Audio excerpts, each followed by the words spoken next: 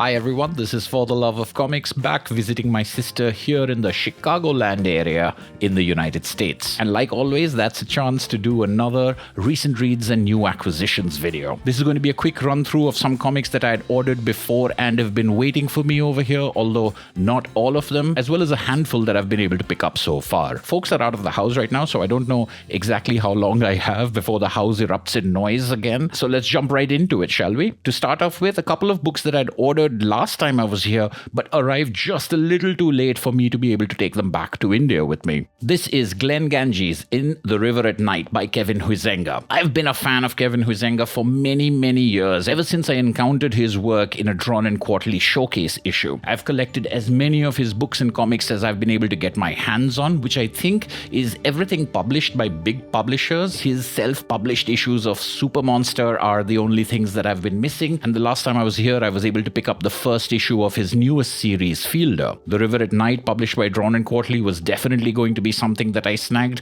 It was just very highly priced in India. I was glad to find this autographed copy on eBay last time I was here. It just took, as I said, a little while to get to me. This looks beautiful, starting with some unusual colored panels. Most of the time it's black and white or duotone art that I'm familiar with Kevin Huizenga creating. And if you've never encountered his gently anxious, philosophical, intellectual, extremely formal in some ways, but also loose and rambling comics, I highly recommend at least giving them a shot. I, for one, am a big fan of Kevin Huizenga's, and I'm thrilled to be adding this to my Huizenga collection. Speaking of adding to the collection, and in particular filling holes in the collection, the next two books are gets for me, things I'm extremely thrilled about being able to finally find. This is Harrow County Library Edition Volume 3. Now, I know Harrow County has a number of fans, and I know about the large omnibus collection that came out recently that looks absolutely gorgeous, but regular viewers will know that I'm not the biggest fan of wristbreaker editions. I far prefer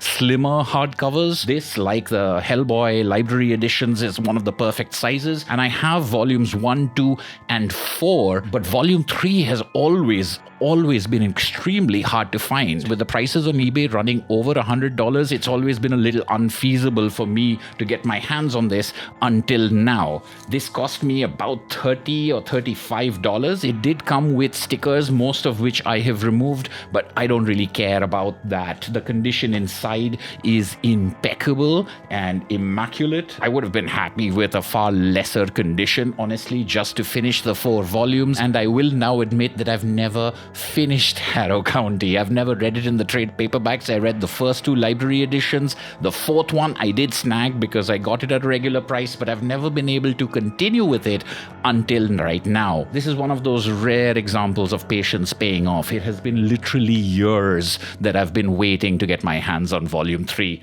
and now I finally have. I haven't been waiting for the next book quite as long, but volume 2 of the Teenage Mutant Ninja Turtles original series from IDW, the Ultimate Collection, the black and white series, was very hard to find as well. I picked up volume 1 about a year ago, but immediately after that I was dismayed to find that volume 2, the hardcover, was not, again, easily available. It was pointed out to me by the Comic Binge in a conversation that we had that this volume contained the one-issue micro-series of Donatello, Leonardo. YouTubers, the Comic Binge, and Off My Shelves both praised the Leonardo one-issue micro-series in particular and told me that this is the volume that it was collected in, and I almost purchased the paperbacks to continue the series. From volume 3 onwards, I will have to go with the paperbacks, but once again, I was thrilled to find this used but in great condition for a fairly reasonable price, making this, just like Harrow County, another fantastic collection filler. The next book I have here is Moonray by Brandon Graham. Brandon Graham, between King City, Prophet, Multiple Warheads, and then more recently Rain Like Hammers, has become a great favorite writer-artist of mine, particularly when he's doing the art and the writing. And when I was talking about him in a recent live stream, or maybe it was even my Image Comics live stream, people have mentioned that I should check out Moonray, which volume 1 in hardcover However, I was able to find, not on eBay, this is new, but I was able to find on sale on Amazon over here. I did finish reading this volume a couple of days ago. It feels like an interesting mixture of Prophet, Brandon Graham's grand, epic, operatic sci-fi story, and Rain Like Hammers, which felt a little bit more intimate, but both with that wonderful strangeness and mix of familiarity and unfamiliarity that tickles my fancy so much. I know that there is a second volume of Moonray out as well, but I think the price of it in India and here is very close. Luggage allowance is always a consideration when I'm here in the United States, so I think I'm going to continue this series in India, as I am with a couple of other books coming up here. I just realized I haven't brought a couple of books that I wanted to show, but maybe I'll have a follow-up video or put them up in the community post, etc. This is Jean Luen Yang's Lunar New Year love story with Luen Pham. So Jean Luen Yang is doing the writing over here, and the art is by Luen Pham, whose work I haven't encountered before, but seems fantastic in glancing through this book because I have bought this for my sister. I am going to get myself my own copy once I'm back in India, but I wanted to mention this because the few pages that I've read of this have been entrancing. What I did manage to read is a book that my sister borrowed from a local public library over here, which is Alison Bechdel's The Secret to Superhuman Strength. Now, Alison Bechdel is perhaps most famous for Fun Home, which I thought was a fantastic cerebral autobiography, as well as Are You My Mother, her follow-up, which I was less enamored by than I was with Fun Home. The Secret to Superhuman Strength is a third autobiography from Alison Bechdel, and I found this to be curiously fascinating, in spite of it being about her lifelong fascination with physical exercise, which is something, let's just say, something that I don't lean towards myself. As an autobiography, it was as cerebral and as insightful as her earlier works, but also contained a lightness. Alison Bechdel is in her 60s now, and this book contained a sort of gentle wisdom to it that balanced out the more cerebral, analytical nature of her writing. I didn't expect to like it as much as I did, which led me to read through it in 2 or 3 sittings over a couple of days, something that surprised even me. I'm definitely going to be picking up a copy of this for myself. Once I've reread this, I feel this has a very good chance of becoming my favorite work by her. A couple of books that have recently arrived from Amazon that I shared the unboxings of for my channel members and Patreon supporters are Go-Go Monster by Taiyo Matsumoto and the first volume of Den by Richard Corben. As you can see, they're still in the shrink wrap. I haven't opened them, but these are books that I've been looking to get my hands on for a while, and the reason I purchased them here is because they're far cheaper here than they were in India. There is another Matsumoto book that I forgot to bring up with me.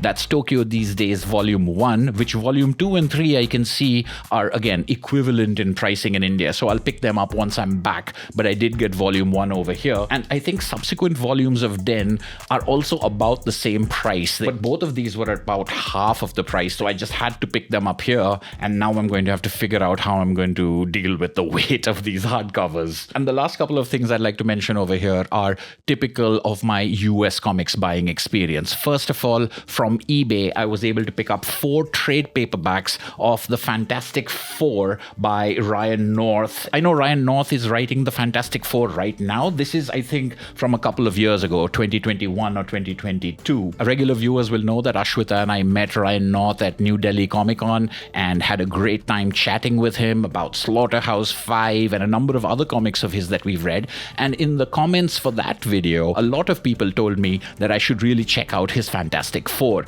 It was something I looked for on eBay, and honestly, they've been great. With the Squirrel Girl comics, Ryan North proved to me how good he is at making non-readers of Marvel DC stuff really care about these superhero comics, and the Fantastic Four is no different. At least in the first 2 volumes, which is what I've read so far, they have a real sense of Twilight Zone-esque short stories that are also interlinked in a larger arc. These are described in many of these blurbs as being fun and charming, and those are really good words for it. I also really appreciate the attention to character as well as humor and how easy they are for new readers to latch onto, in spite of them being part of this larger universe and continuity. Like many people, I do make a big fuss fuss about hardcovers and deluxe editions, but reading these have sort of rekindled my love for the trade paperback, especially if you can get them at the prices that I was able to get these at. They're just so much fun to breeze through and read in bed or sitting on the couch, so much so that I've got a couple of other eBay orders of trade paperback lots that'll be coming in any day soon that hopefully I'll talk about in an upcoming video. And just like eBay, a big part of buying comics in the United States is the visit to a local comic book store, which is what I was able to do with OneTop Comics here in Oak Park, Illinois, where I picked up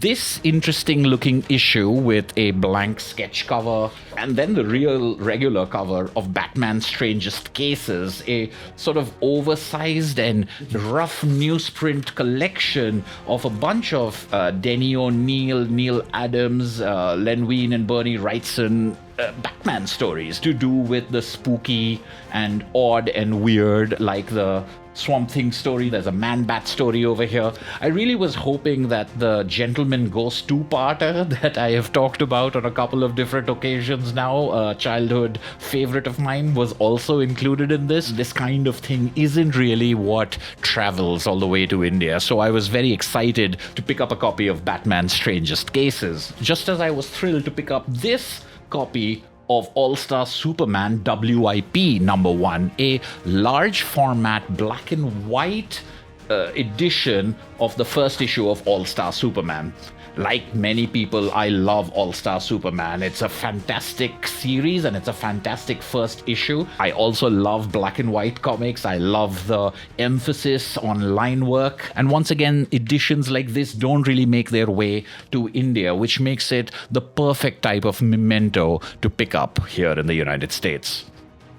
I also did pick up the first 2 issues of Absolute Wonder Woman. I've heard a lot about the Absolute series of comics and was told to check them out. I did read Absolute Martian Manhunter online, but unfortunately they didn't have #1 over here. So this variant cover, I'm not really big on variant covers, but it was a #1. So I was able to pick up #1 and #2 of Absolute Wonder Woman, which I've also heard very good things about. But I think I'm probably going to continue the series in trade paperback and not seek out the rest of the singles which are over here. That's it for this quick whirlwind edition of Recent Reads and New Acquisitions. I'm going to be here in the United States for a couple more weeks. I do have copies of my comic that I've brought with me and are available for sale in case you're interested. Let me know if there's some particular comics that I should be checking out at the local comic book stores or at sales. I hope I can make another one of these videos very soon. This has been For the Love of Comics. Thank you so much for watching,